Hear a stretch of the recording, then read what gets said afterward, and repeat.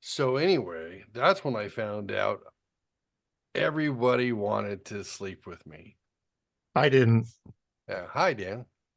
We're live. So I used to talk about irrational self-confidence. Do you remember? That's been my motto for a long time. I don't believe in just self-confidence, but irrational self-confidence. Yeah, that sounds familiar. Yeah, and the idea is that you're gonna feel low throughout life. It's gonna happen. I mean, unless you're Dan and you're just high on natural dopamine all the time. But It's pretty good. we normies will go through highs and lows. It's cyclical. And so I used to like having irrational self-confidence is like telling yourself like how great you are. And one of the quotes that I used to say when I would like kind of self-talk myself to be positive was that all women and most men want to sleep with me. That was part of my internal monologue. Not that I believed it, but it was just kind of giving that grandiose sense of self-worth to my fragile ego when I needed it.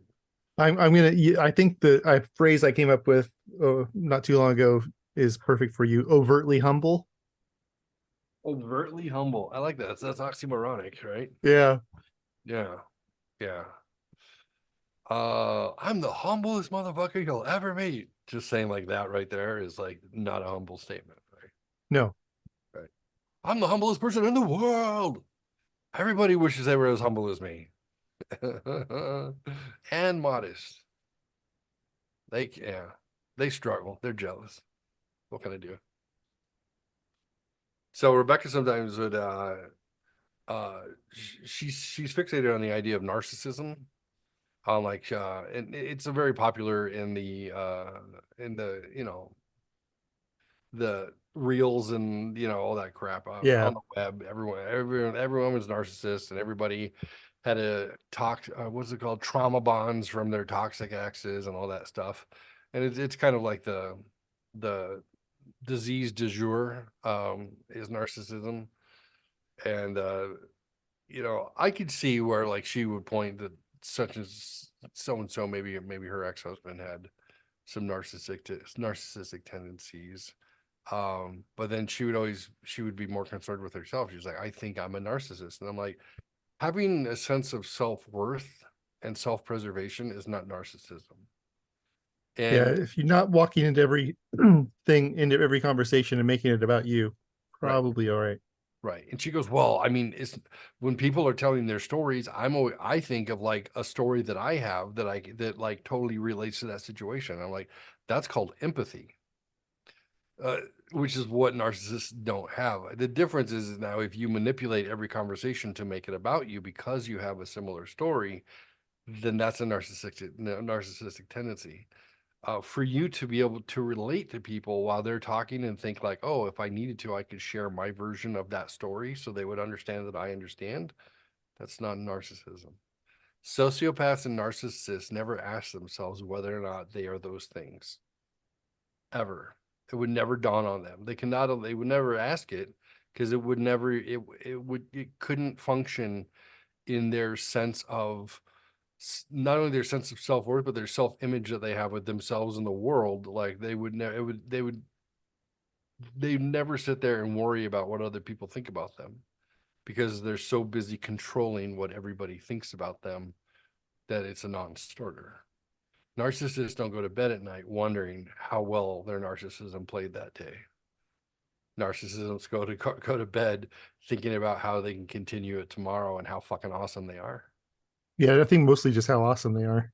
Yeah, yeah. And I'm like, so does that mean that?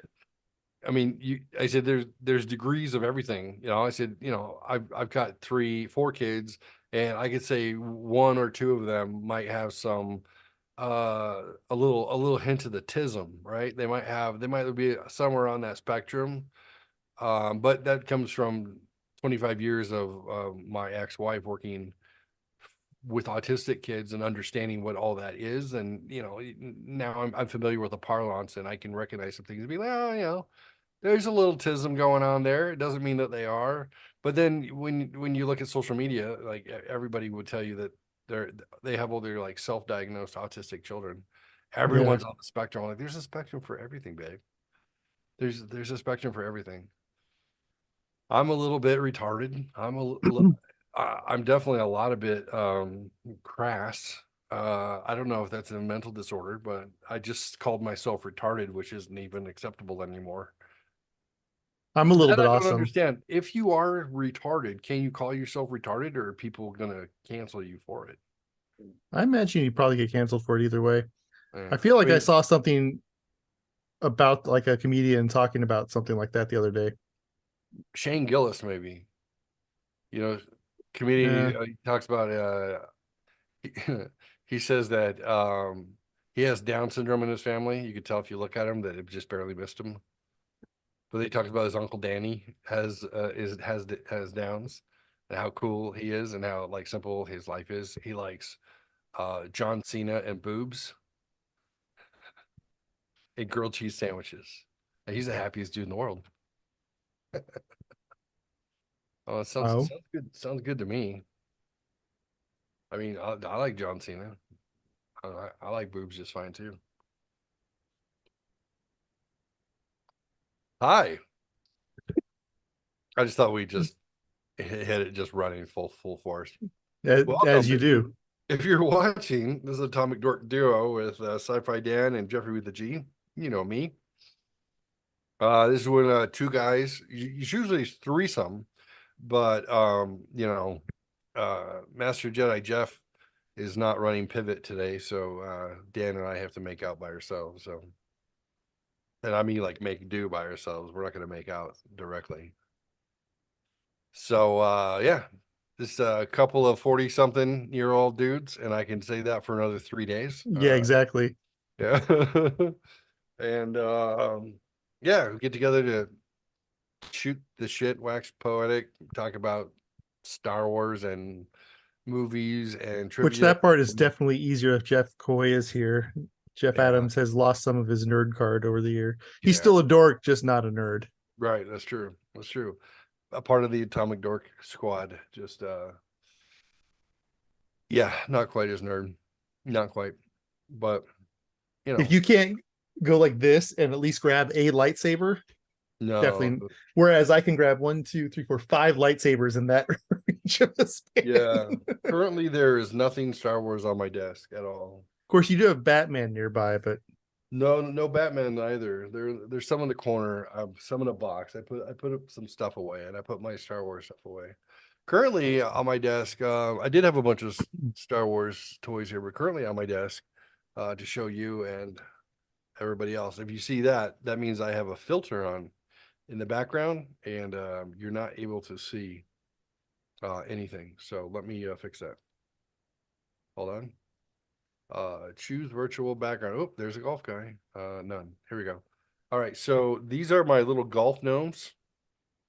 These are Karen, Cairn, hand carved guys.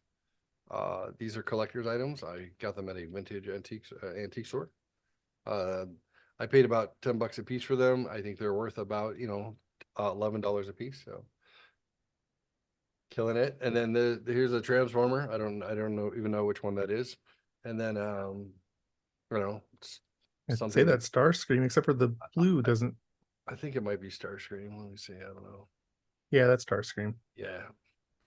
And then this is my favorite toy of the year, and this would be my woke Santa. He's black. He's handicapped, and uh, he's bringing gifts to you and yours. So currently, that's on there. Oh, and I do have this. I picked it up at a. I picked this up. I'm about to grab it for you at a what are those stores? Those bin stores where they have Amazon returns. Oh yeah, And I got this for $5.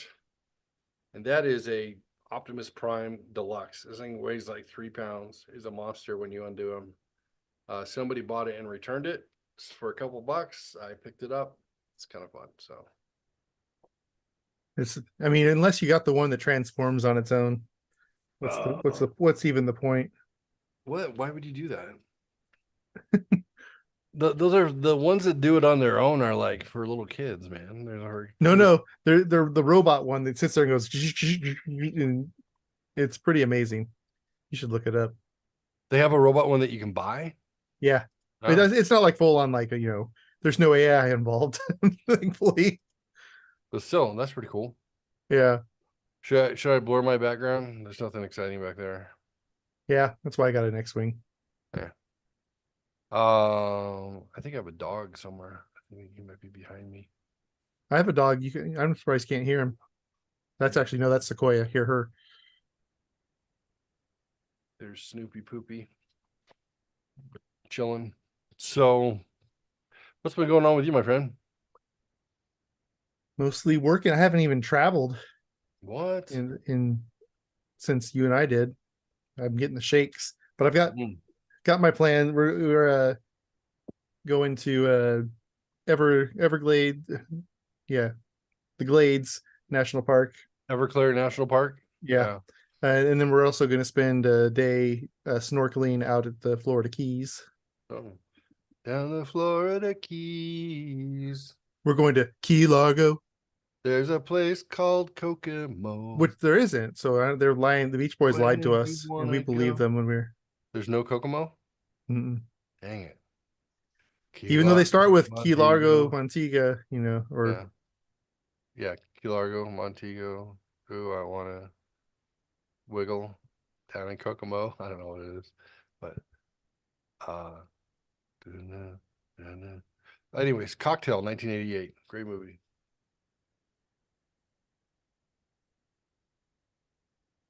but let's see. Other than that, my parents we actually did travel. We went to Texas. We flew out Friday night. Mhm. We had my niece graduated from college in 2.5 years with Wow. a major, a minor, and some kind of certificate for something. I don't remember what it was. Hmm. And Underachiever. yeah, summa cum laude. Wow. Yeah. So yeah, she did that in 2.5 years. Should have tried And that. then I guess Friday night she's also proposed to by her boyfriend. Oh yeah, I would totally land that one. Yeah. And then yeah, so we had the party all day yesterday, and then we flew home yesterday. So it was really weird flying overnight. We had to actually book or check into our next flight on Southwest while we were on our flight, which was Oh, weird. that is weird. It was a weird feeling. Um, so that's the closest thing to traveling. I would have, if my parents weren't going to be here or so early today, I would have probably stayed through today. Oh, your parents are in town. Yeah, they arrived this morning. You come in for Christmas? Yeah, realize this is the first time we've actually spent Christmas with them since 2018 was the last time. Wow. And the last time they were at our house for Christmas was 2014. Wow. So, Yeah. Let me think. The last time I spent Christmas with my parents was 2003 wow. before I moved. Yeah. So I'm thinking maybe next year I'll head out and maybe have Christmas with my mom and Jenny and Sean and family. At that point, well, Hannah will be almost 18. The other two are adults. Who knows where they'll be? I don't even know. I don't even know if Lisa will stay in Arizona. She keeps threatening to move to Florida. So, I'm like, yeah, you do you, boo. We threatened to move to California once my children are done with, once Jake's done with high school. California or We Florida? actually, was that California or Florida? Florida? Did I say Florida. California? You said California. I meant to say Florida. Yeah, I Yeah, mean, I figured. um, it's it's up in the air. There's still a couple other places we consider. We'd actually consider like Sevierville up near Knoxville. Um, Sevierville. Sevierville, it's Pigeon Forge where Dollywood is. Mm, okay. Yeah. I would move to California if that's my only option. I don't mind long distance relationships, but I don't want to have it forever. So as a youngest child is going to finish her junior year, and then yeah, we're getting close to me not having any specific ties here. But even Hannah said like, I'll move to California with you, Dad. Mhm. I'm like, Rebecca, you need to understand that's love. Like I'm, look at the flag behind me. I'm just saying. I'm willing to move to California. That must be something. Yeah. And being a native is Instantly gotta be lose something. 20% of your income Right. Right. Yes. just in gasoline. Oh, I know. It's crazy. Absolutely. But yeah. Breaking, Democrat senator released a statement on staffer who filmed the gay sex. Oh, what is that? Do you hear about that? No. Yeah, Democratic Senator Ben Cardin has just released a statement on the staffer who filmed himself having gay sex in the Senate hearing room. The That's staffer why was, it's newsworthy. yeah, the staffer was identified yesterday as Adrian Massey Chirovsky. Yeah, gotta love that. Now, how did that get out onto the interwebs if it wasn't on like a gay porn site? Yeah. Or maybe Well, maybe they clearly wanted to brag about it. right, right. Yeah, and the guy apparently who was receiving the love was upset at his lover for filming it without his knowledge and putting it out on the interweb. So, oh, it is us. Aiden Massey Sharovsky is no longer employed by the U.S. Senate. We will have no further comment on this personnel matter. Yeah, it's a personnel matter. You gotta love that. So, exciting things happening in lawmaking. Something like that. Yeah. Harvard backpedals on pronouns. Have you heard about that? No. So it says Harvard University appears to be backpedaling on pronouns, according to reports. They've completely deleted a page called Gender Identity and Pronouns from their website. If you click on the page, in a Google search, it redirects you to their DEI page. What does that mean? Chaya Reichik tweeted Harvard deleted their webpage on pronouns. They're frantically removing dozens of pages from their site. They can erase this page, but it won't erase the ugly comments that their president said about calls for Jewish genocide before Congress. Yeah. Oh, You okay. know, what's So, interesting about that is only that on the one sense they were right that just the words are technically, unless you're calling people to action, but the thing is you also then have to make sure you say that about all people, mm, like anyone that's calling someone hatred, calling hatred stuff towards people is right, technically protected, but you got to protect it for everybody or right, nobody. right. Exactly, exactly. When all the noise came out after October 7th happened, and certain factions of young wannabe communist children, the naive and the dumb, Right. started chirping about down with Israel and all that mess, and from the river to the sea and all the other stuff they were saying.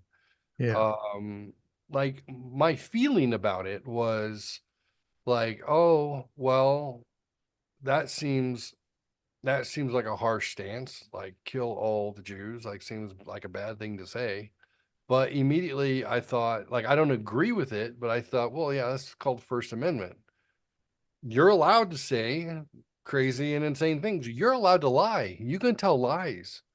You can, like, what people seem to forget is there are laws already to protect acts of violence. There are laws for libel and slander. There are already laws that are meant to take over when somebody not just skirts the edge, but steps over the edge Yeah. of what is considered reasonable um, for all the laws of our country. So it's yeah, is it distasteful? Sure. Would you want to kick out non-American people here on work visas who don't have the best interests of your country at heart? I could see that. That seems absolutely fair. Yeah, I'd say that they're You're not not a technically visa. protected by the Constitution.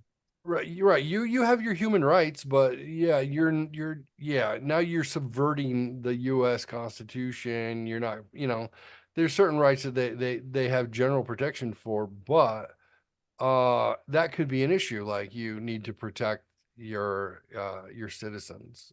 Your obligation is there to have a bunch of people here with permission who want to destroy your country. Well, that seems like a reasonable thing to kick them out. That's fine. And because you're going to have to contend with people who are citizens who have the right to hate their country if that's what they so choose. They have the right to hate Jewish people. They have the right to hate black people. They have a right to be ugly, disgusting human beings. I don't understand where all of a sudden, because things seem dramatic, that we want to shut down that speech. Like, Well, no, in the the worst thing you can possibly do. You want to know where the crazies are. well, Let and them. yeah, and the job of comedians Mhm. basically is to make fun of that, and Right. it pushes that kind of thought out into the background. But Yeah. we for 20 years protected the craziness Right. under this, they're just this way, and not made fun of them. And now they've get gathered in numbers. But yeah, it used to be that society shunned those people and pushed them into the corners. That's why there wasn't, huge KKK factions and huge different, the people who were racist got pushed to the outskirts of society. Right. Right. When you force them to go underground, then that's when things get dangerous. You don't want to force those groups underground. You want to keep them out on the peripheral of society so you can keep an eye on them. Right. They become dangerous when they're getting pushed. Yeah. If you laugh you laugh at them rather than make them think that they're serious. Mm, It's like you're absurd, and so I'm not even going to give you the time of day. And right, then they're like, oh, but, and they have no platform at that point. But right. as soon as you either make them a targeted enemy, oh, we're going to take care of those people. Well, now automatically the brain goes, well, people's brains defend something, Hmm. because it's being attacked.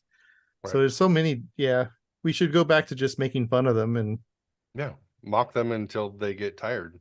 yep. When my children were young and they went through a phase, very short-lived phase of screaming and throwing a tantrum about something. They were like a year old, year and a half, something like that. And I realized, like, well, that's unacceptable behavior to me. I don't give a shit how unhappy you are. Screaming bloody murder with your eyes closed at me is not acceptable. Let me teach you about the concept of reciprocity. You're going to act that way. We'll see what happens to you. Like, that's not how we behave. I don't give a shit how you feel. We can express ourselves constructively and, we can be absurd at points, but that not acceptable to me.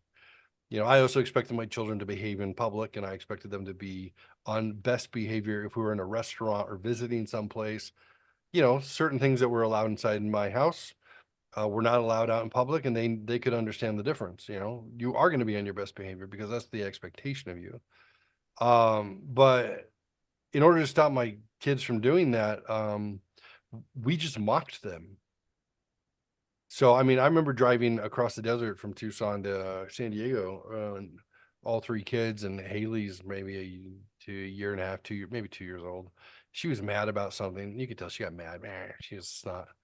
And then she started crying, and we're like, Lisa and I are looking at her, and she's like, "Ah," or like, shut up. And she's like, "Ah," and just like escalating. So we just started screaming back at her, but we literally just mocked her. So we both started going, "Ah, ah," and we just matched her and then increased the volume and then made it as absurd as possible. And then I rolled the windows down on the minivan as we're doing 75 through the desert.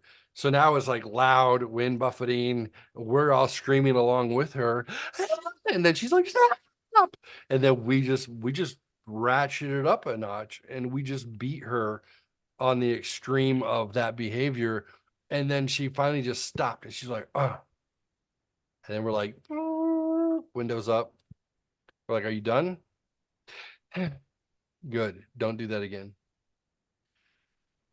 And then we started laughing. We're like, I think, are we horrible? Are we horrible parents? We might be horrible parents. And I'm like, no, no. Like, here's the thing is like, we had a couple of options, few options. We can ignore it and hope it goes away at some point. We can cater to it and be like, oh, baby, why are you acting insane? Or we could pull the car over and beat her. Corporal punishment was still illegal in Arizona. I could whoop her ass, even though she's two. I can spank her and then scare it out of her.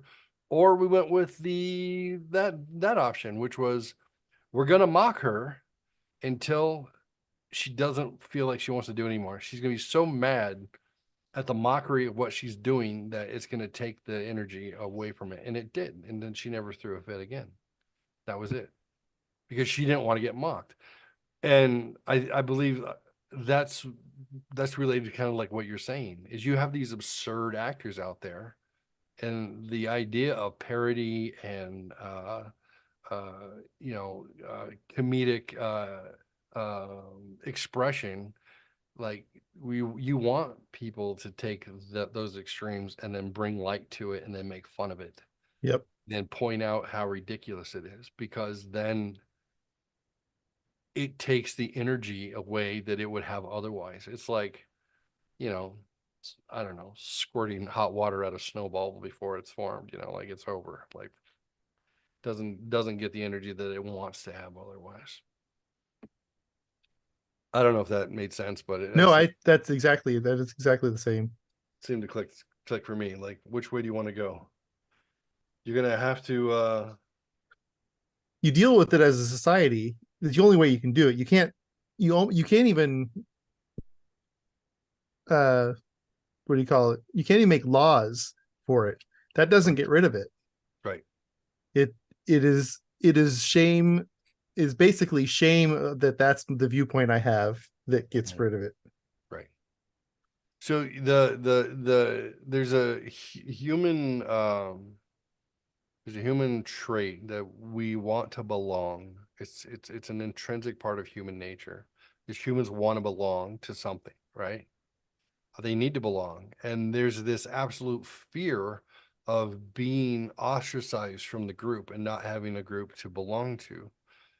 Um, I mean, when you look back at all the atrocities that have happened under communism, and you can say, well, how is it that, millions of people all thought that this was acceptable behavior and they were happy to drop the pellets on the gas chamber for other groups of people and think, well, I was just doing my job.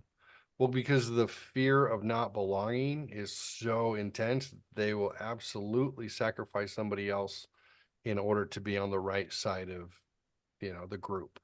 Yeah. You see, that's exactly what happened during the lockdowns. That's exactly what happened when it came Oh yeah. to pro shots and anti shots. It would people get in line. People who don't get in line should all die. People have an opinion outside of the group norm. Like there's just this human nature. I mean, you realize in a second that the polarization that happened so fast in this country was like people don't even realize that their human nature is so strong. Yeah. They just it's instinct, and they immediately were like, "Oh my Well, and gosh." it's also you put fear into the mix, Hmm. and it's just yeah, that's fear. Yoda is correct. Fear leads to anger. Anger leads to hate, and you got that fight or flight, and hate leads to suffering. But fight or flight, people were living in constant fight or flight, and then someone gave them a chance to basically fly away from that fear by offering masks at first and then Right, vaccines, and you were you know obviously wanting to harm humanity if you didn't think that those things were working, or right, so. right. And when I think more people than not these days understand that they were just a part of the largest social experiment since I don't know since what since commercialism basically. Yeah. I mean, since, and people don't even understand that they have been, that same psychological manipulation was done on us to make us into consumers. Is how do you keep people from paying attention to what's going on above them? Well, make sure that you give them a reason to focus on the garbage that's going on around them. And it's scary. It's scary to me I'm curious, and I get curious and nervous when I see things coming out in the news, and you could tell that like you you get the impression that they're trying again to see if they can get people to be afraid of things. They're like, hey, this new China thing, this time it's affecting children. Because they know if they come out and try and say that there's something wrong that's going to affect adults, no one's going to believe them. Yeah. Now they're trying children, but the thing is, like, they Or didn't dogs. There's the new dog one. they didn't sell enough shots for adults, so they started to mandate it to children who never needed them, and it just harmed them. I'm not sure if people are going to fall for that again. I think maybe 25% might fall for it, but I have a feeling that it's going to be 75% of the majority going to be like, nope, nope, we don't believe you. It makes me nervous for the next year because those in power stand to lose everything. To what degree they will go to try and keep that power. So we shall see. I feel like from a culture war standpoint, I feel like we are making progress. And by we, I say that not the conservatives specifically, but the independent, Sane. sane and self-thinkers. I mean, the fact that Regardless, we're seeing people like Bill Maher stand up on the right side of a lot of these issues. right, right. And what's amazing, Joe Rogan, same thing. Joe Yeah. Rogan's a flaming Flaming liberals. liberal his whole life. He's like, I didn't change my perspective. They just moved they moved the bar underneath me. Because for some reason they've decided that woke, which is like 10% of the population, is the center of left, and anything to the right of woke is right wing alt right. And you're like, how did that happen? Yeah. That's wild. Well, it's interesting. It I mean that far left feeds on its own. You look at the author of Harry Potter, Yeah, who was deliberately, made Dumbledore gay, even though it's not in the books. It's not never explicitly stated until the new movies.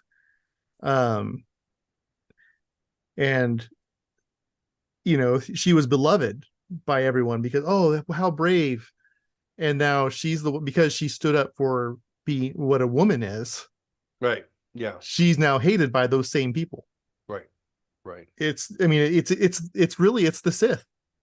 The Sith, when there was thousands of Sith, the reason why they came up with why Bane came up with the rule of two is because the Sith naturally eat each other. They destroy.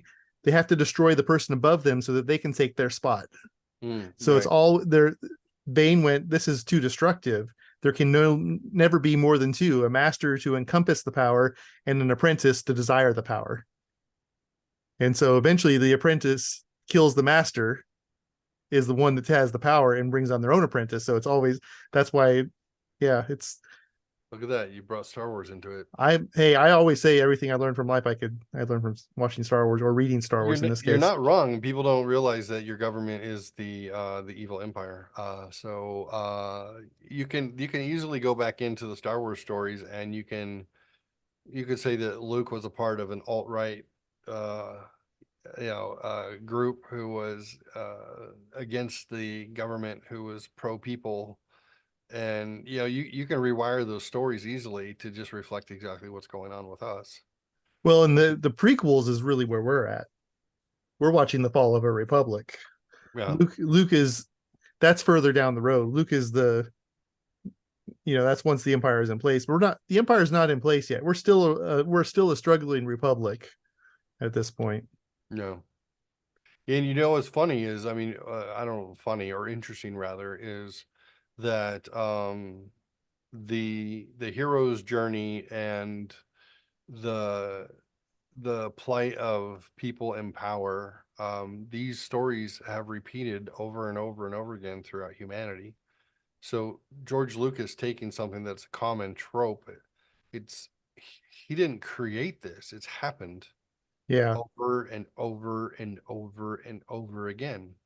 And when you read, what was it, Lord Byron, who said, was it power corrupts and absolute power corrupts absolutely. Yeah. You look back historically at the philosophers who really called the the struggles of their time for what they were. It's just those things just repeat. It's human nature to go through this, and yeah, we're not special because of it.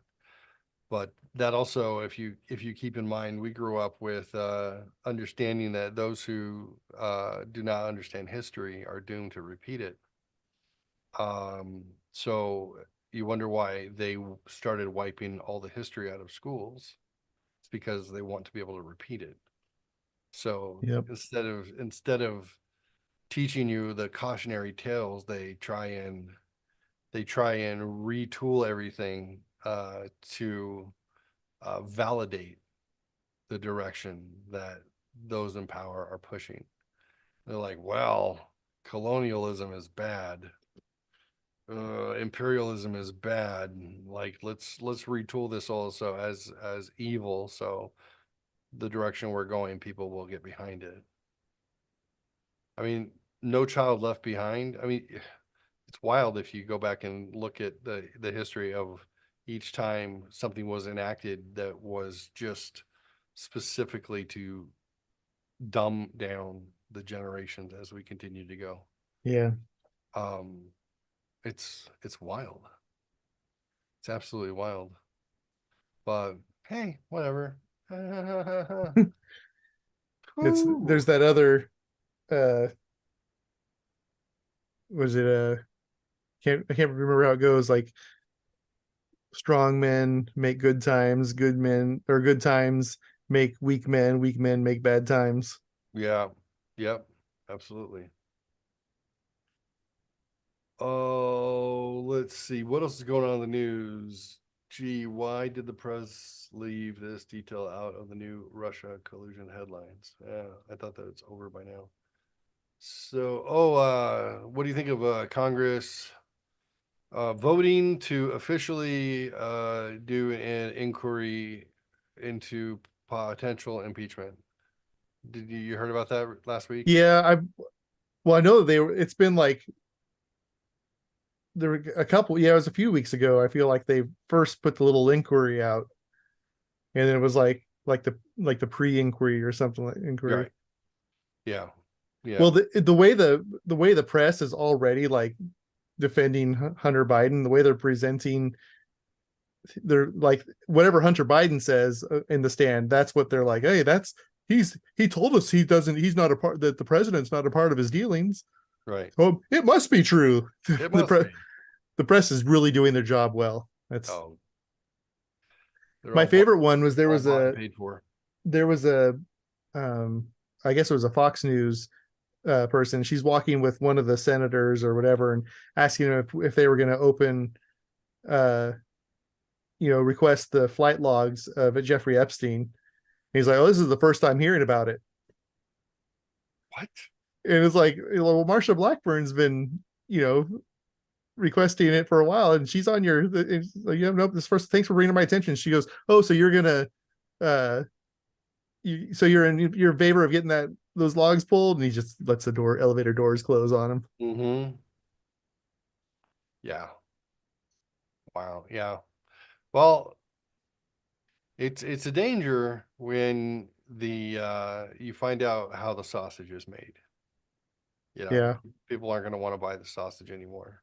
And if you understand that they're historically, and this is not just through now, like through since time immemorial, politicians and wealthy people have gone out of their ways to compromise those in public power with public or positions of power in order to control them and control the narrative. So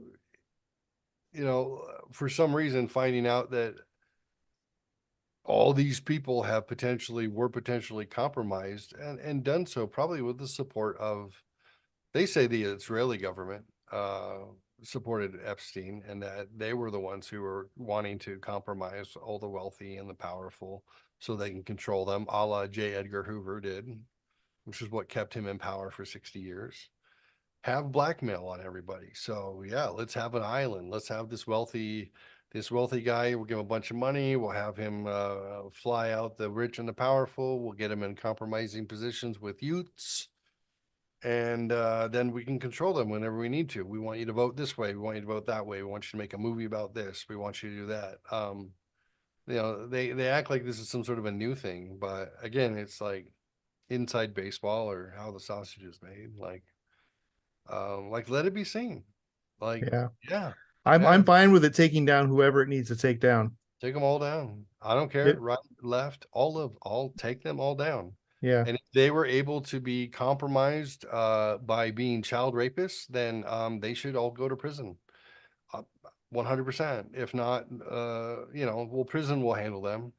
Prison has at least has the right politics about sex offenders and child rapists. They take care of that. Yeah. The fact that there's a code of ethics and in prison that those people get nothing but the boot heel is interesting when outside in society they want to be apologists and make excuses for that sort of thing. Weird. If you think about, prison is literally a cross section of the base instinct of a society. It's a microcosm of really how your society would manage itself. That's got to be scary for those folks because they realize, like, yeah, no, we're just assuming you be murdered in your sleep for doing those sort of things. That's Yeah. not acceptable at all. It's bad. And if you're weak enough to be compromised and you take 27 trips to the island to do bad things with young people, then you should face the consequences of such behavior. And if you're on a flight log because you got out there and you found out what they were trying to do and you said, "Oh no, no, no, no, no, I'm not going to say anything, but I need to get out," you might have a chance to survive. You should have said something, but I mean, I'll at least give credit to those who didn't partake you know so why is it that a bunch of movie stars immediately start trying to sue everybody who mentions that they were on that flight log, whether it be Tom Hanks or Jim Carrey or any of those folks? Like, if you didn't do anything wrong, then don't worry about it, you're fine. Come out and take Yeah. a you made your Come out 100. and take a stand and say I want those flight logs Yeah, released to show that I'm not on them. right. Or be like, hey, I got flown out there. When I found out what was going on, I was like, nope, absolutely not. And here's what everybody else did, by the way. Okay, stand up for yourself. Stand up for Well, somebody.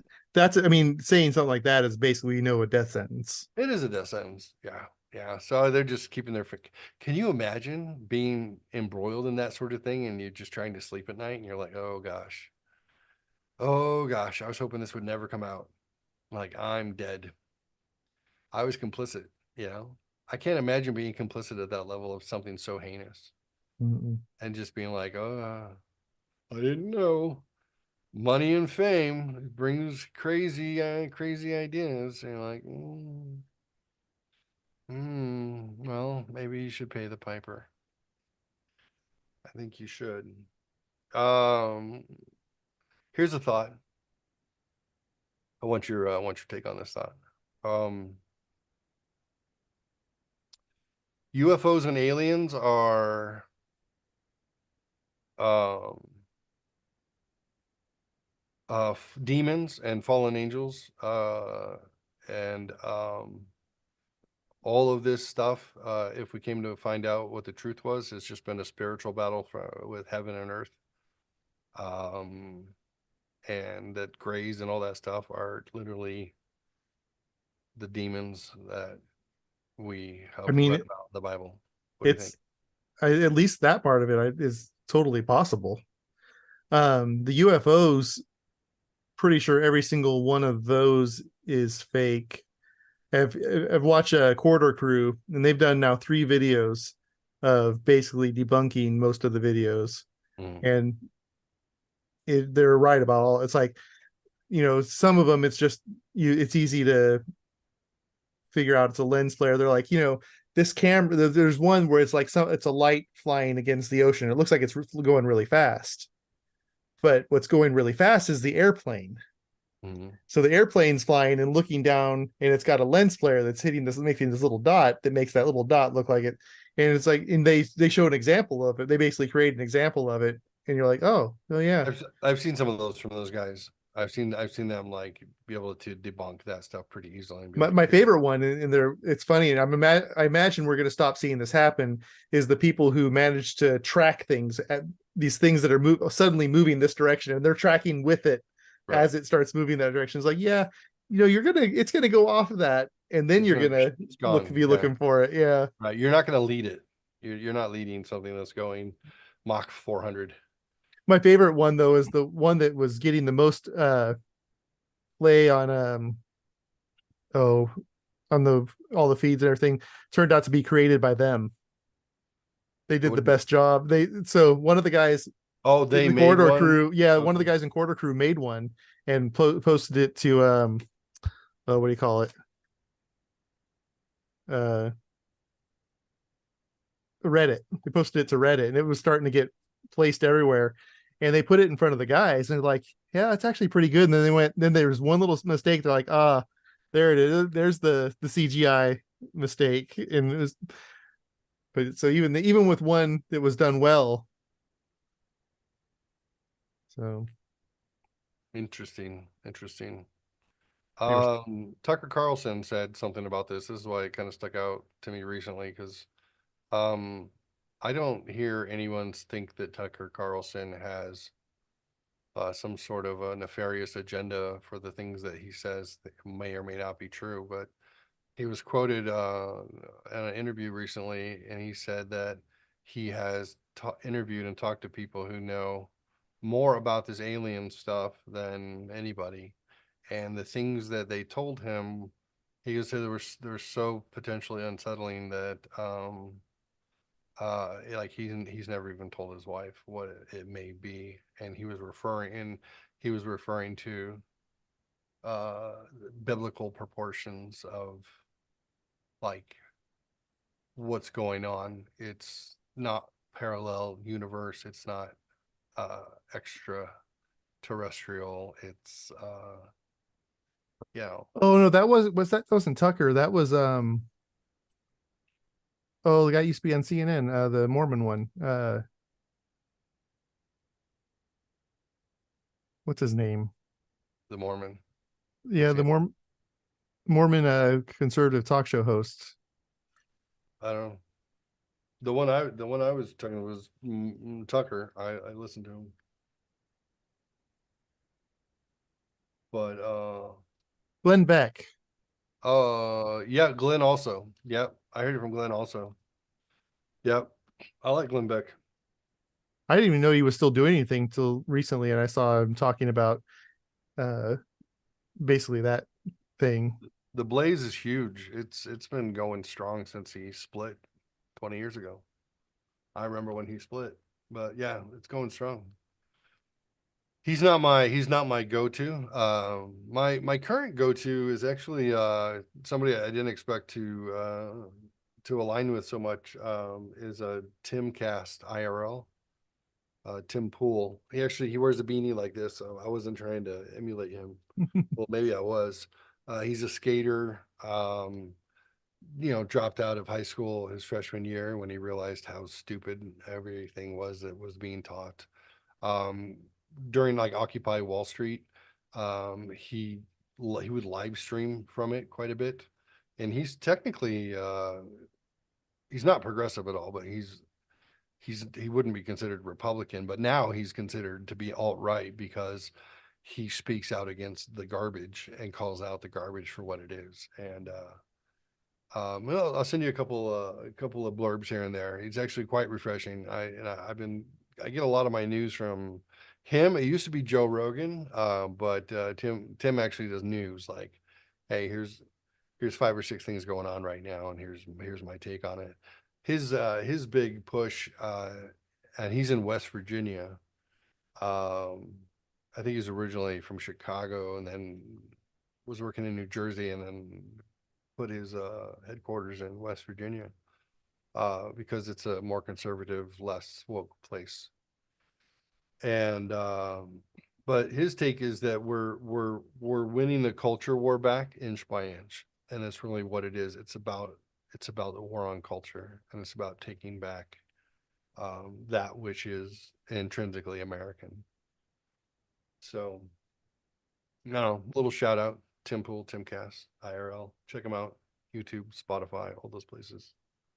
But always has a good perspective, and it's fascinating because he'll get a bunch of lefty people on there, uh, and they're all like, "Yeah, we would vote for Trump over Biden, absolutely." Like these are people who have never voted conservatively before, and they're like, you just watch what's happening and watch what the country is trying to do to this guy. You realize like uh, he's either all evil or they are, and they're trying uh, to cover up that the truth that's been told over and over again. And yeah, I find that interesting. Yeah. Truth, just looking for some truth. What's going on movie wise? Let's we're probably coming up on bedtime here for you, so let's Yeah. what Um, what have you seen? What have you done? What's coming up Star Wars wise? Star Wars wise, I believe the next thing is going to be Bad Batch season 3. Okay. Looking forward to that. What's great about watching the Bad Batch is it's the first series now that we're looking at beginnings of the Empire and Okay. how they were really establishing power once they took power. Got you. Um, So a cautionary tale. I mean, yeah, I mean, if the prequels didn't get you, Bad Batch should. Right. The last movie I saw, I went and saw The Shift, Okay. which Yeah. is a faith-based made film with a sci-fi. It's a sci-fi film with a faith story. I mean, um, overall, a good. It was a little heavy-handed with the faith messages. Hmm. It didn't have to be. I think if they had left it subtle, it would have been a great movie. Gotcha. And the two things that kept it from being great were it was too heavy-handed at times. When it wasn't heavy-handed, I was really into it, and I think it was What's the premise of the story?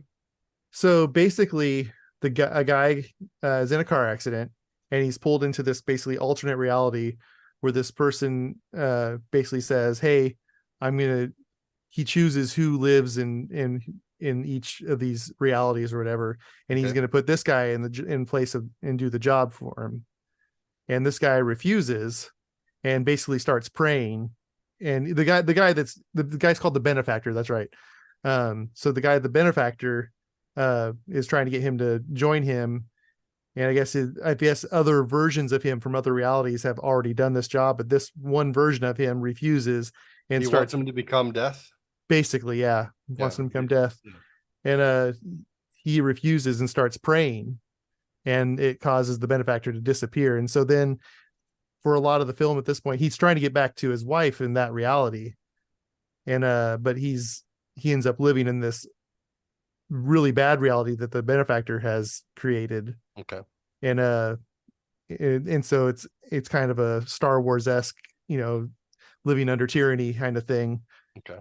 Um and so that part of the movie is great. I mean, that whole even the praying stuff, like him, that would have just have he didn't. That's all he had to do is just have him praying. He didn't. Right. But it gets into later on. It gets into uh some other stuff, but the only other part of it that I didn't enjoy was the love story where they were setting up the love story between him and his wife. I don't either she wasn't a very good actress or they had no chemistry on screen. Mm. I never believed them as falling in love. Right. And so that was the only other thing in the movie the rest of the movie was actually really good, especially for being Angel Films, who I wouldn't normally say make good movies. They make, Christian propaganda films mostly. Um, but Yeah. it was a good movie. I always love your perspective on Christian propaganda stuff coming from a Christian. It makes me happy. Because I'm not one can't be more Christian than the other, but maybe practicing longer and trying to be a little more true to it.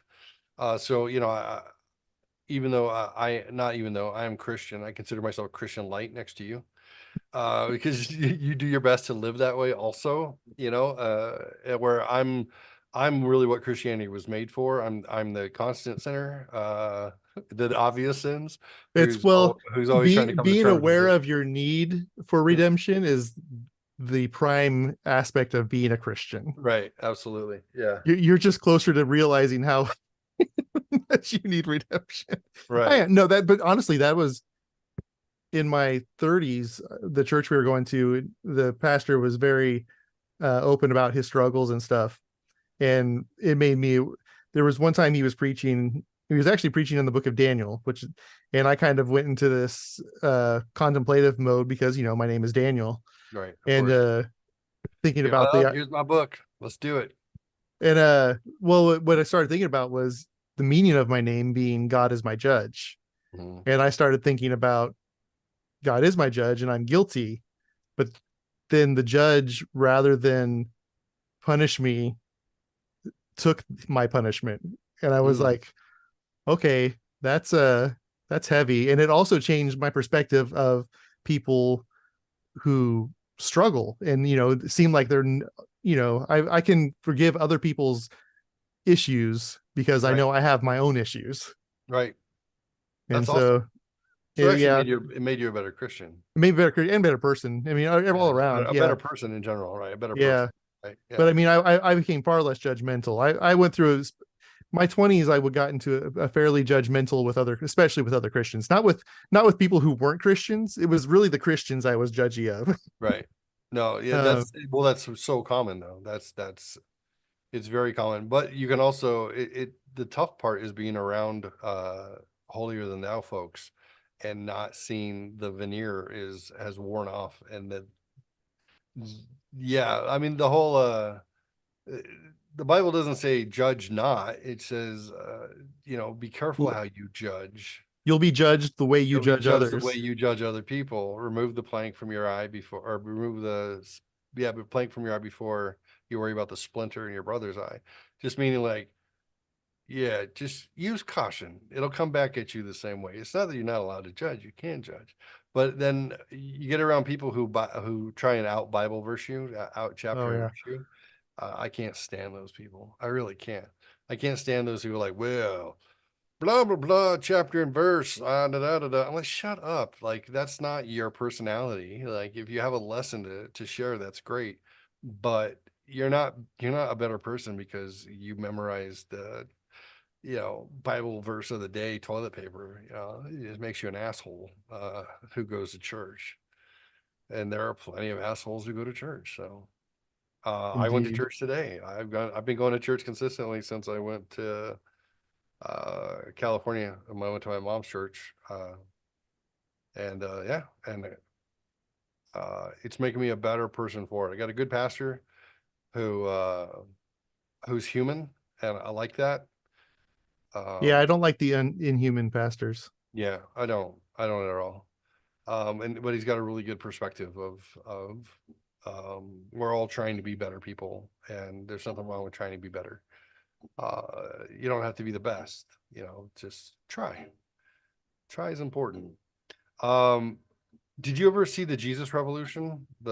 No, with Kelsey Grammer. Yeah. No, I went to some of those churches though in college. I go to Calvary Chapel here in Tucson, and that's where the Calvary Actually, I take that back. I actually went to his church. in Costa Mesa. Yeah, I went to it. Only went to it twice when I was at Cal State Fullerton. Yeah, yeah. So one of the musicians, his name is hold on. Hold on. He was at our church today. he was he was played by somebody like he was one of the I forget his name off the top of my head. Um, Derek? No, Garrick, David, Gerard, something Gerard. What's his name? Anyways, one of the guys who was in that he was one of the hippie band members who um was part of that church and part of the whole Jesus freak hippie thing. He's 80 years old and he came and sang one of his songs. Chuck Gerard, that's his name. Chuck and his daughter were at the church today, and she sang a song that she wrote, and she's a Christian. What do they call it? Apologist. Apologist, yeah. And then, yeah, he's this 80-year-old ex hippie who was in the right place at the right time, and he came and he sang this song called "Sometimes Hallelujah," which was a big chart topper in the 70s and 80s and 90s. I remember that song, yeah. He was the founder. I mean, he was basically part of the Christian rock. He was part of that group that's really started that Christian rock movement. So he sang sometimes Hallelujah today, which was really nice. It was cool to be able to see that. We get some speakers and some people who come and uh, really have a lot of impact. I've been enjoying that. It's a better part of it's a good part of my week and it's a better part of my life to stay involved and engaged with that. It keeps me grounded. So I've Very been cool. I've been enjoying that resurgence of my faith. And even I got Hannah, my little Wiccan, weirdo, lefty weirdo. She's been going every week, and now that she's working with the kindergartners, and so she does like one week she's in Sunday school, and then another week she has to go to service, and then she's allowed to go every other week because they don't want them to stop going to service. So I got her to go interview for Sunday school because she wanted to work with the kids. And I told her, I said, hey, do me a favor, just to make your life easier. Did I bring up the fact that I told her not to say that she was trans? Don't say you're trans. Like, there's no reason to tell people this. You don't need to make them nervous about anything. People don't understand it, and they're going to make assumptions. Well, she's interviewing, and they're like, yeah, you'd be great. We'd love to have you. Why, by the way, why do you go by Hayden? And she goes, I'm trans. And they said, oh, okay. Well, in that case, the director is going to need to work with you one on one, and so they can, understand you a little bit better and be more comfortable with you. Well, she starts crying and gets really upset because they said like there's going to be an extra step, and I was like, I don't know why you have to complicate things, child. You're like you're a strange Republican conservative trans kid who thinks pronouns are stupid, and you make fun of the same people I do. But for some reason, you're still married to this identity concept, even though you dress like a girl, you act like a girl. Like, I don't understand it. I was just like, leave complicated things out. It's like just saying, like, hi, why do you go by Hayden? You go like, I'm schizophrenic. And they're like, well, we're not going to trust you with children. That seems bad. We have to make sure you're not going to throw shit at the kids. So child wanted to drop out, and I said, no, you're going to go and you're going to be observed, and you're going to show them that you're just a kid. You're a good teenager and you have a good heart and you're good with children and you don't have any sort of nefarious um, intent because you don't. So this was last week. She comes to get in the truck and she's dressed like a skater. So I said, hey, do me a favor. Can you go fem it up a little bit for me? It's going to be your first day with the preschoolers here, the kindergartners or whatever. And the director is going to meet you for the first time. Why don't we give them the opposite impression of what they're going to walk into? So she's like, okay. So she goes finds her strawberry shortcake pants. There's big pink with strawberries on them. Uh, she's got like a cardigan, like a white lace cardigan, and she said she couldn't find a cool shirt that wasn't like showing her midriff. So she found this t-shirt that I bought uh, from Sunday Cool Tees that said "Satan, get thee behind me." And she wore that, and I was like, dude, go get my cross necklace from next to the bed and you're good to go.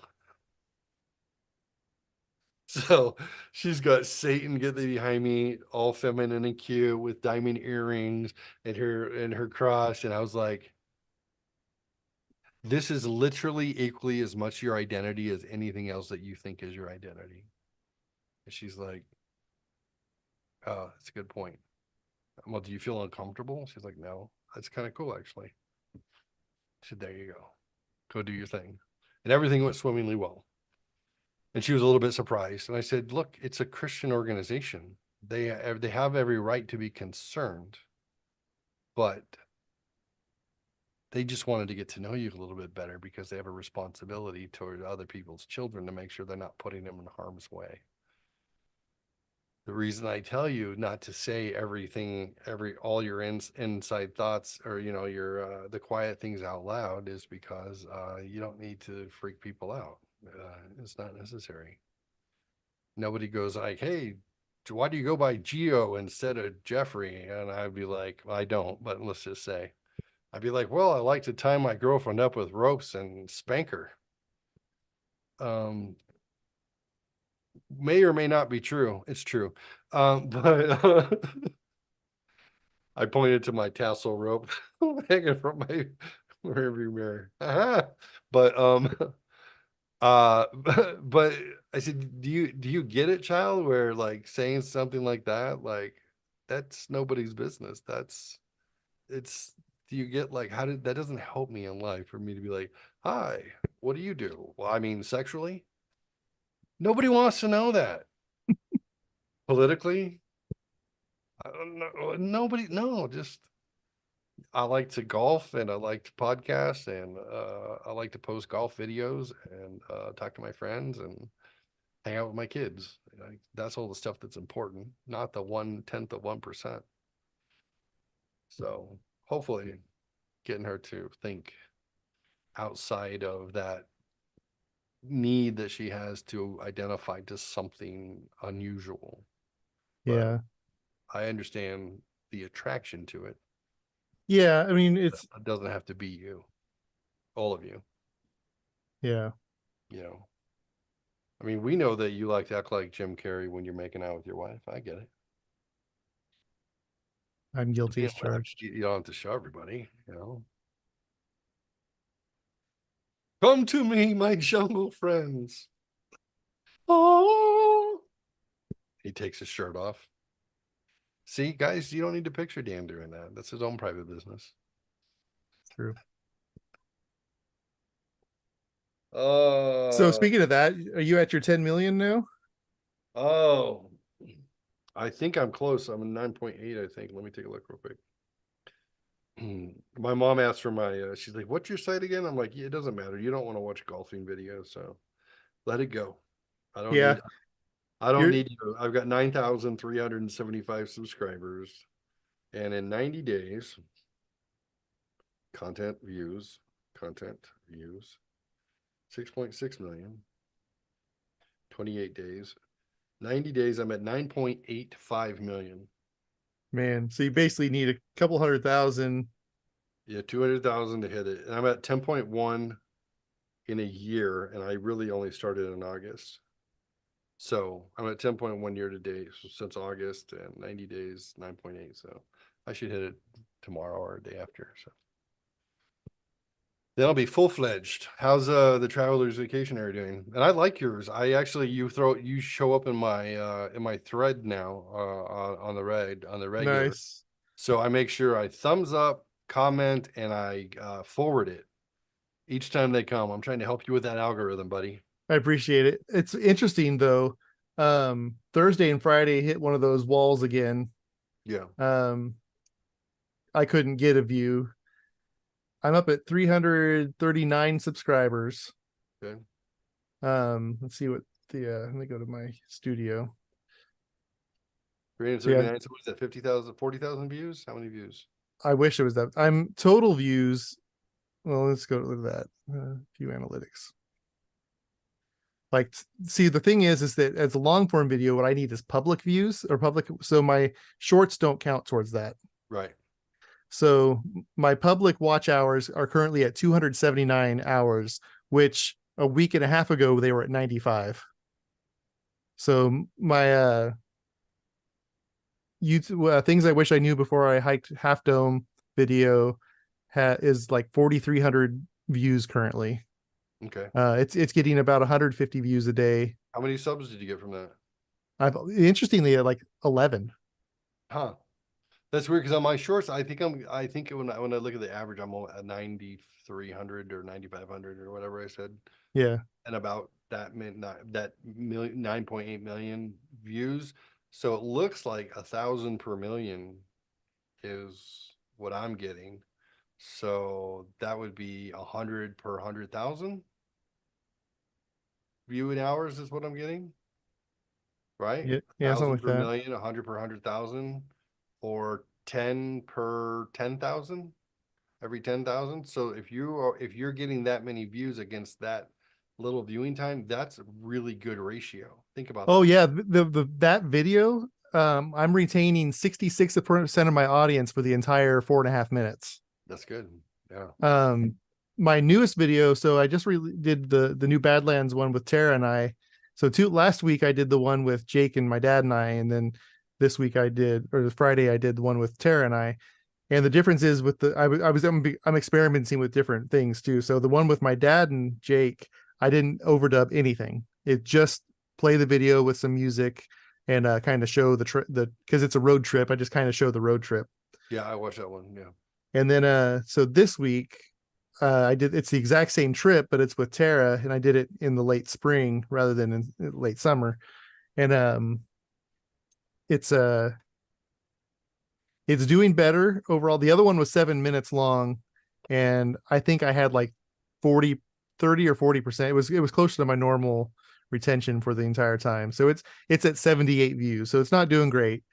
I was hoping that it might pick up like the Yosemite one did, because the Yosemite one didn't pick up until a week after I posted it. Like starting Monday, it started getting some views, like it started getting 100 views a day about. And then suddenly the Saturday and Sunday after it posted, I got 1,000 views in the weekend during one weekend. Mm, right on. And then it's since then it's basically been doing about 150 views per day. So I was hoping that the last one would do that, because I can see where it gets put in front of people. And so it has like an 8% click through, or at its best, it had an 8% click through rate when it was getting 1,000 views.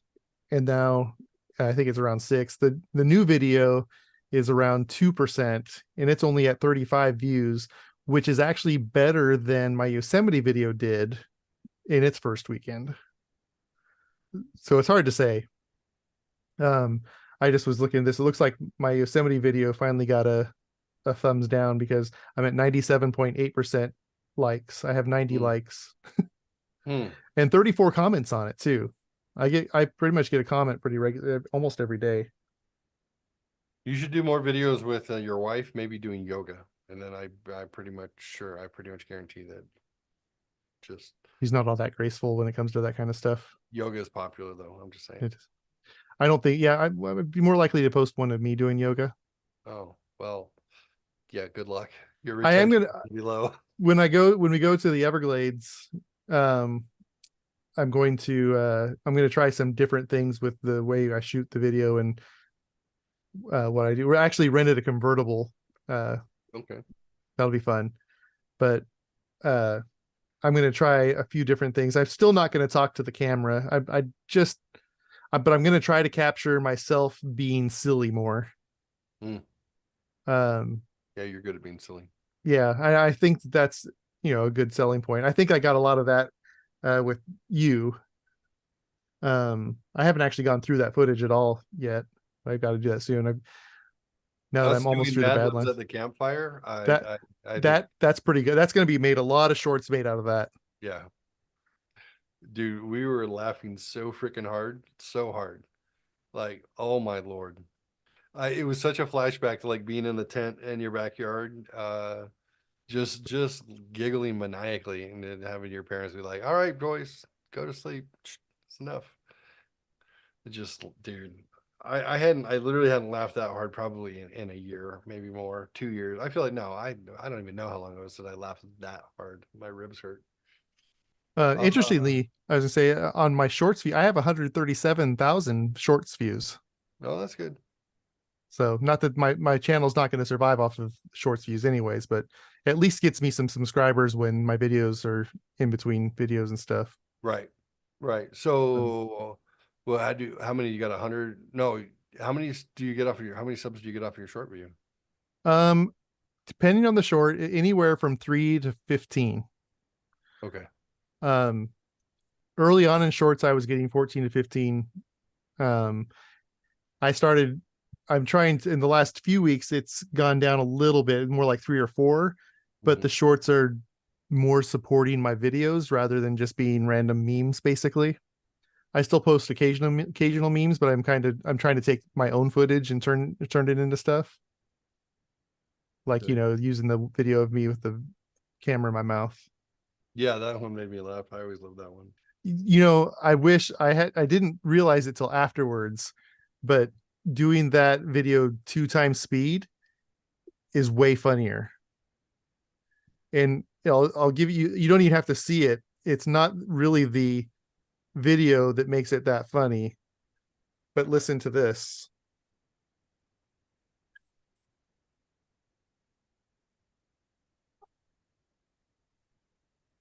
I don't hear it. You don't hear it? Mm-mm. Oh, let me try it again. Let me get it closer to the mic. All right.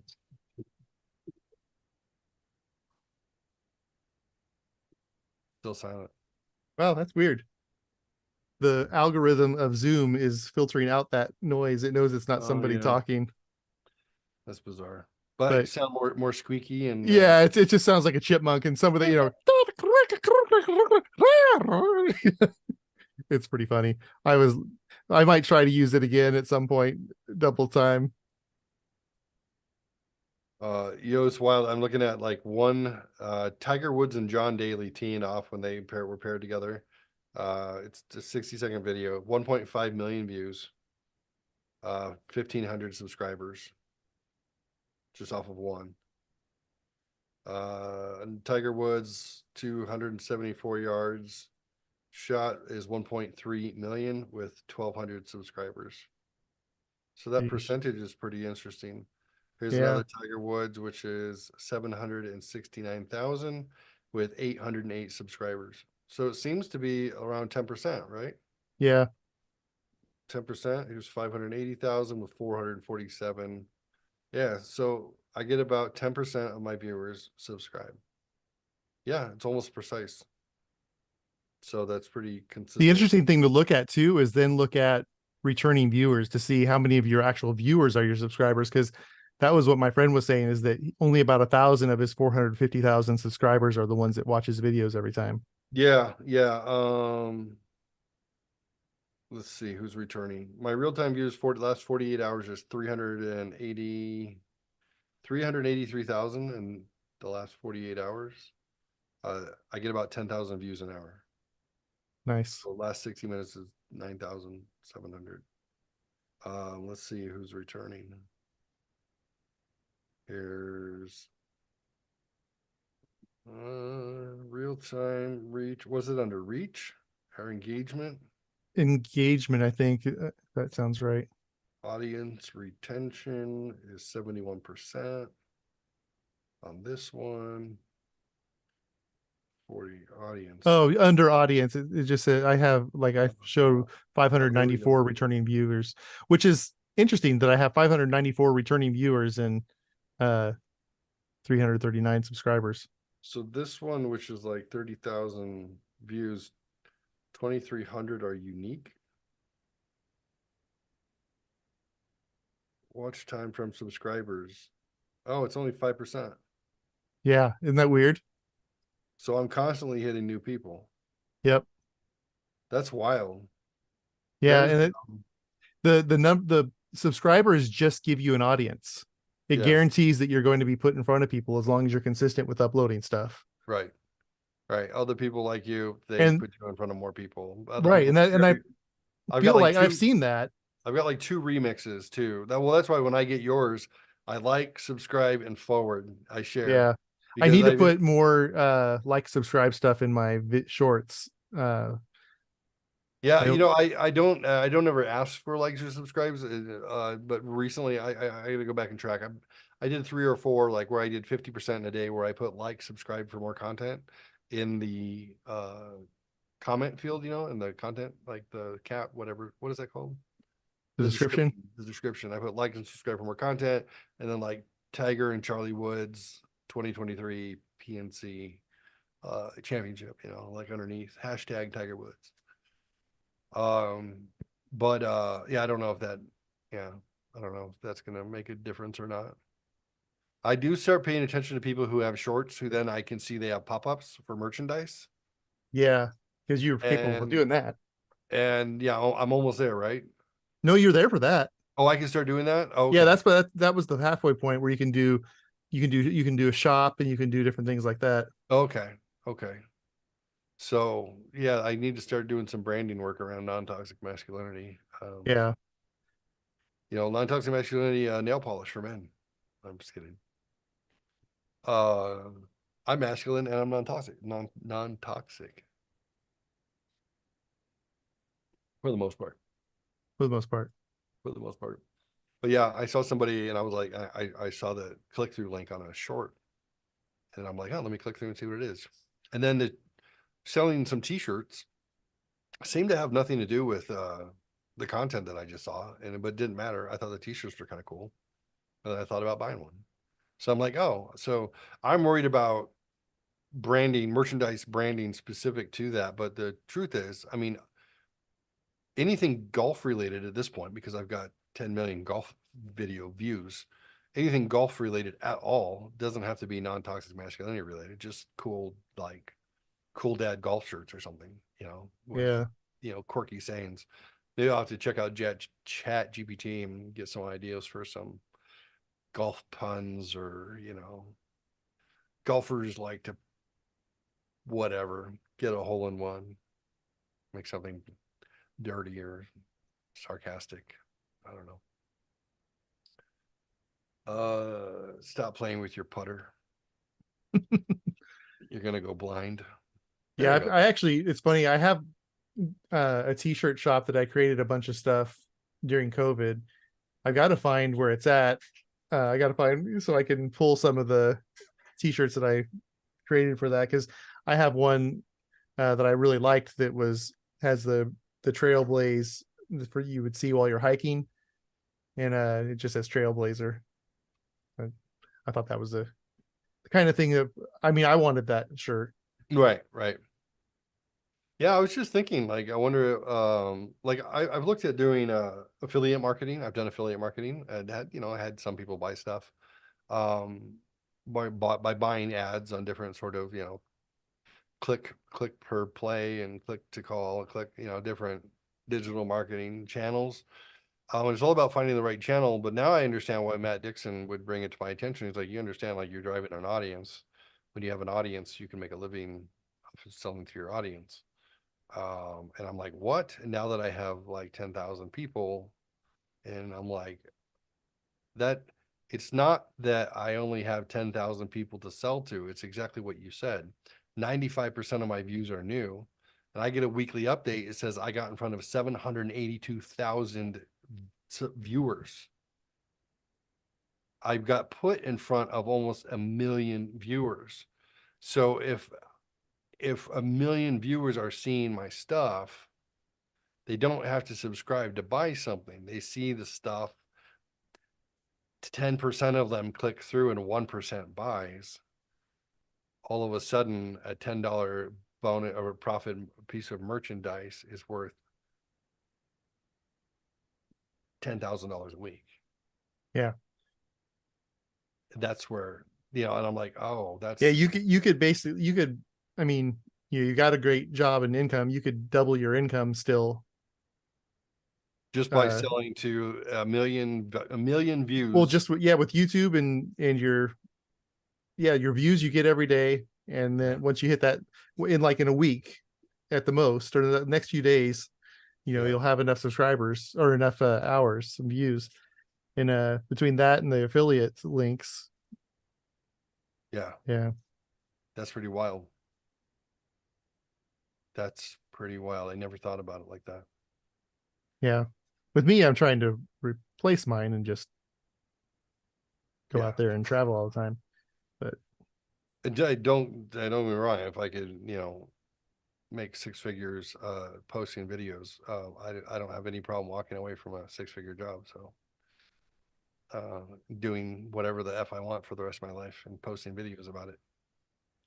And I think the trick is like once you get the hang of it, like it doesn't matter how many videos I watched on it. It's like once you start to understand the rhythm of things and you start to understand what the audience is looking for, well, you and you become find and it that took me audience finds you. That's all about the it took people who me want to see that content finding you. right. And it took me 3 months 4 months, probably. Well, three. Well, yeah, 3 months. I took a month off because I was mad. Like I thought I had it, and then I didn't have it, and then I found it on accident after I stopped trying. But it's like that lesson is more valuable than anything because it didn't. Somebody can explain the logic to you, but here's the truth of what the stuff that you hear from content creators is always create content. Yeah. Just continue to create content no matter what. Don't stop creating content. Eventually, the audience will find you, and then you'll find your people. Don't stop. And I spent a lot of time either not caring at all about the quality of the content, just wanting to hang out with friends, and didn't give a shit, or trying too hard to make the content into something that I imagined that people wanted, as opposed to just put stuff out and just be consistent and be surprised what you can do.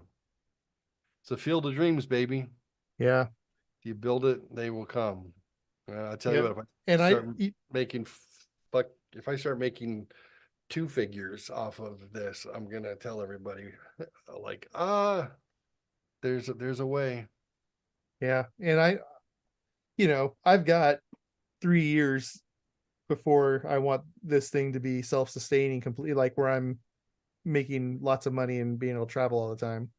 So I've got plenty of time to build it up. And now that I'm planning only one trip a month for the next year. So the cost keeps the cost down. Hmm. Um, or one trip per month. Did I say one per trip per year? Yeah, I One know trip it's per one month, trip per month for the one per next month for year. the next year. Yeah. Yeah. So, that'll in doing the camping also as often as I can, because I'm going to do some camping videos, because there's plenty of the expert campers out there, the hikers and stuff like that.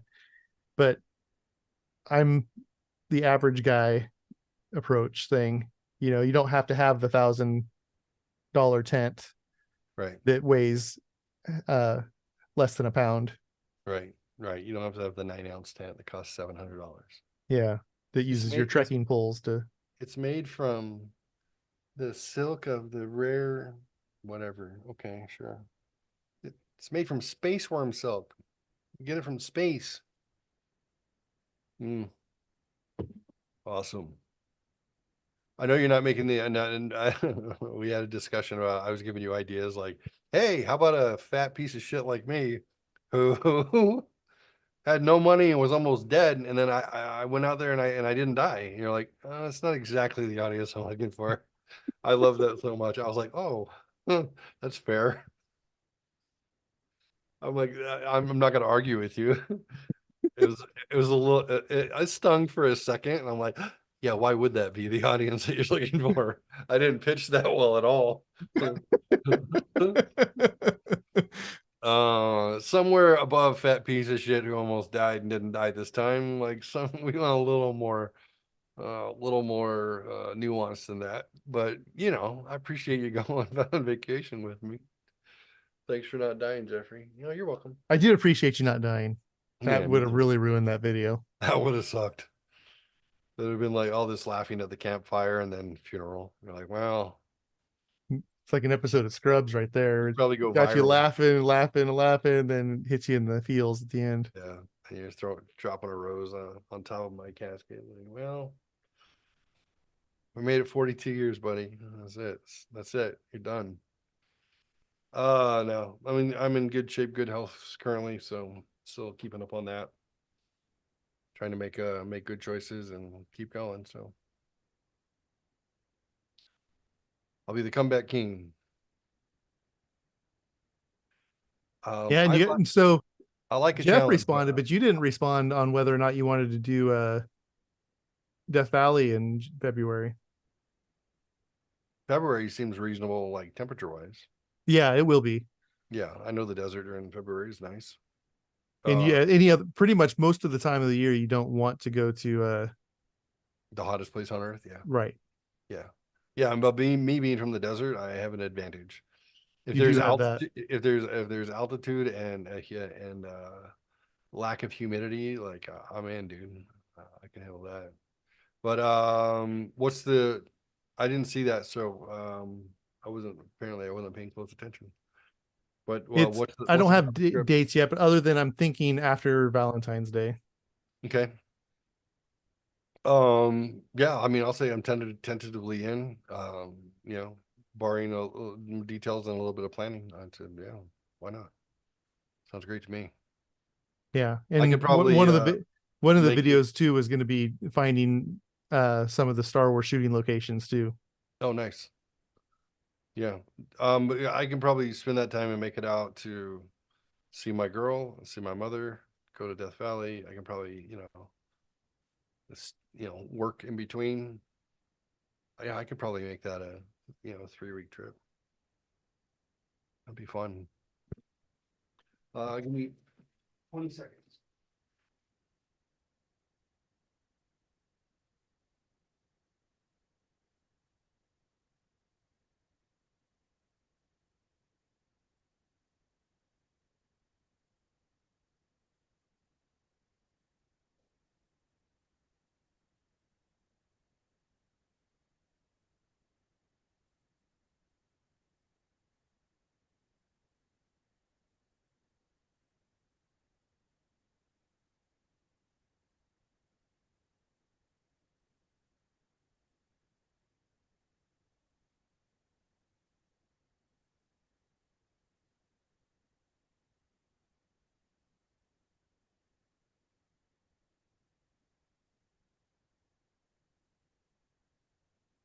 Oh,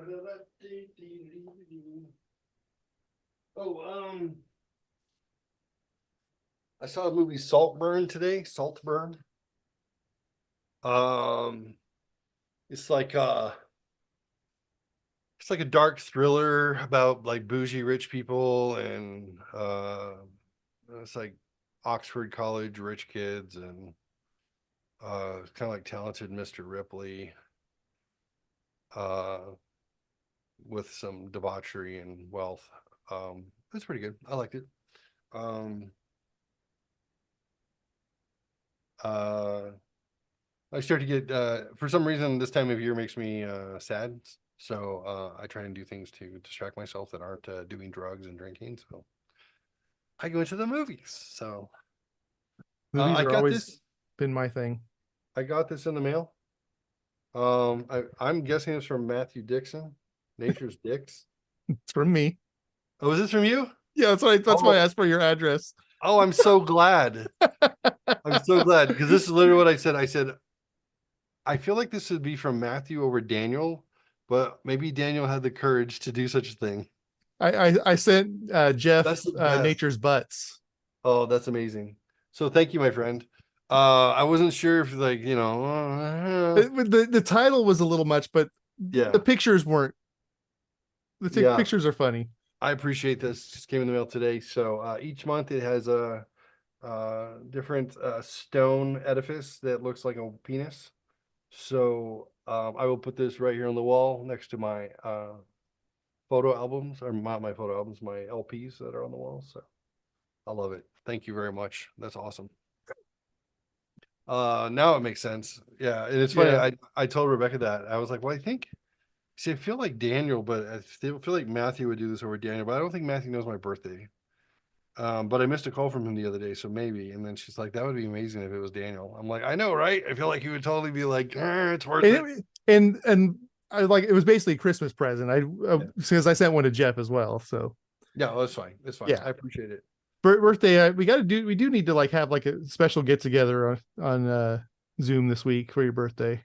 Yeah, yeah. Talk to Geoff. See, See if you I'm can get open. him free. Yeah, I'm working, just living normal life. So I'll be happy to Me get too. together. And this is gonna, I love the week before Christmas at my job. I have nothing to do. That's awesome. I'm gonna wear my Christmas sweaters, my ugly Christmas sweaters, and I'm just going to enjoy my time at work. Well, so my CC, my computer career, they give everyone gets a week off at Christmas. You have to split it either the week before Christmas or the week after Christmas. You got to pick it. You have a birthday holiday that you need to use, and then they give you 4 extra vacation days after your already 2 weeks of PTO that you get anyways. And every major holiday we observe, they give you an extra week on top of that. So it's a good uh, it's a Christian organization, so I appreciate them for that. I didn't know what to do with myself last year because I've never even had Christmas Day off in years. So a whole week. So I was like, do I want the week before or after Christmas? And I had to think like, I think the executives are gonna most of the executive staff is gonna be off the week before Christmas. So I took the week after Christmas. So it'll be like Two you, weeks. it's gonna be a chill week, and then I'll be gone Yep. until the new year. So Yeah, that'll be basically the HCA executives I think are gone pretty much the rest of the year. Their yeah. last big meeting was last week. I saw it drop off at the end of last on Friday. It was already empty. Yeah, people were doing their annual KPI presentations and whatnot on Thursday. Uh, I think there is an important meeting happening tomorrow morning. Not I'm not responsible for it. It actually it's one it's actually it's just it's happening in the room where my office overlooks the room. So they often ask us to babysit it, but I always have the other guy babysit it because I don't want to babysit it. yeah, The things that if something goes wrong in the room in the meeting, there's really nothing I can do. It's going to be a WebEx thing. It's not going to be the AV. And if it's right. the AV, yeah, It's dead. it's going to be Yeah, dead. yeah, yeah. You broke it. Oh, it's funny because they were doing the presentations on campus in Raleigh. They're in North Carolina. We have several campuses, but North Carolina is the headquarters. And somebody new, a new director sent something to like IT, and then they put me on it. Like they thought I was the AV guy. So they're like, "Hey, we're not getting any sound out of this conference room or whatever." And I thought of you immediately. And I was like, I saw that IT was on there, so I knew that they would take care of it anyways. I want to be like, yeah, I don't want to have to say I'm not that guy. But at the same time, I was like, hey, I'm not that guy. I'm not actually, yeah, I handle the phone systems for all the other things. If you don't have sound, that's an IT issue. So, Well, and it's that's one that always cracks me up because people call us IT all the time, and I get yep. called for computer issues. I get called for phone issues. Mhm. Even I got called for an iPad issue not too long. Well, to be fair, that person actually said, "Hey, do you know who I is it you or does someone else? Who do I contact for this iPad issue?" I'm like, "Yeah, that won't be me." Yeah, And I told him who it was. I always try to tell the younger kid that works with me. I'm like, you know, I know that you want to please these people, right, but what you have to do is you can get them to the right person. You right, take responsibility for getting them to the right person, but not right, responsibility for the actual project or the issue that they're right. having. Correct. Because otherwise, then they assume that we're responsible, and when it doesn't work, they're going to call us and be mad Right, when we can't fix it. right. Exactly. Yep. That was that lesson took me. I was used to being, my last company, I was like all the things all the time, including, even though I wasn't IT, IT was sick when we evacuated the building for COVID, and I did every computer, and I was the trainer at the time. I was the trainer, but I have enough skill set across all facets of things that That's the problem. it just fell on me. So, yeah, Well, did I it learned fall on that. you or you jumped into it because you saw a need and that's how who you are? Well, there was a need and I jumped into it because I wanted to Yeah. please. Right. I wanted to please. Well, then becoming a specialist now, I realized just to keep within my specialty. Now, if I'm troubleshooting something with somebody and then maybe Chrome needs to be updated, Right. or there's some ancillary things There that are there like are gray that are areas. that are going to help. You know, like, oh, your pop-ups aren't working on this. Let's go into settings and let's change that. Like there's ancillary things that are going to help. I'm not going to push it off on IT, but I'll let them know, hey, look, I'm not IT, but I know some things. So like, let's try these three things. If I can get it to work, and then we're good. But if we stop at that point, I'll open a case we'll open a case for IT, and they're going to have to come in and fix the other piece. And they're like, okay, I make sure they understand like, technically, I'm Yeah. just the phone guy. I'm voice systems only. Well, Yeah. text channel to SMS and chat, but you know, Cisco I'm Cisco has omni-channel. this thing called proximity, and it's a supersonic or hypersonic sound playing in the room that our ears can't hear, but the mics in our computer listen for and communicates that. Then the computer tells the system, "Hey, I'm in here." And it's like, and so the system's like, "All right, we can talk," and you can log into the join the system or join a call from your computer using that. Well, the older computers, these older HPs had a microphone enhancement that was great for voice, but it filtered out that high frequency and Mm, wouldn't. And so, like you said, that's a gray area. I don't do computer settings. However, I know that computer settings with my gear. So right, right. Yeah, yeah, yeah. I'm gonna make sure I don't bite off more than I can chew. And I also learned that even if I think it's a 10-minute job, let me look into it, and I'll get back to you, and we'll figure out the time frame. And then because I can look at something and think it's a 10-minute job, and it might be, but then other things then pop in that become more important at that point. And then, by the end of my 10 minutes, I've got four things now going on and then I have to prioritize them. I might be open for the rest of the day until I'm not, and so I had to learn to be like, okay, don't over, un, what is it? Under under promise, promise and over over deliver. delivery. Yep. Exactly. Exactly. But always service with a smile, always helpful. I explain things to people as much as I can. Like people will be like, "Hey, such and such happened. Um, can you try not to explain it in like in whatever. Try to explain it for we people who don't understand anything. Or I don't need an explanation. Can you just fix it?" I'm like, "Yeah, no problem." No, but oftentimes if there's things that are caused by people, then I'm like, okay, here was the issue, but here's how people play into this outcome. Also, here's what I need you to do differently in order to make sure this doesn't reoccur. And they're like, that's confusing. What did you mean? I'm like, tell people to click on this button. Okay, cool. Have them click that button. Things will work better. Okay. Yeah. I have a habit of thinking out loud. Obviously, that's why I like to talk. So True. thinking out loud when you're doing tech work is not scares other people. So Well, on that note, on that note, shall I we will see you on your birthday. yeah, sounds good. All right, we'll be in touch. Yeah. So this is Atomic Dork Duo for Sci-Fi Dan. I'm Jeffrey with the G. Y'all peace out and say goodnight, Gracie. Good night, Gracie. Good night, Gracie.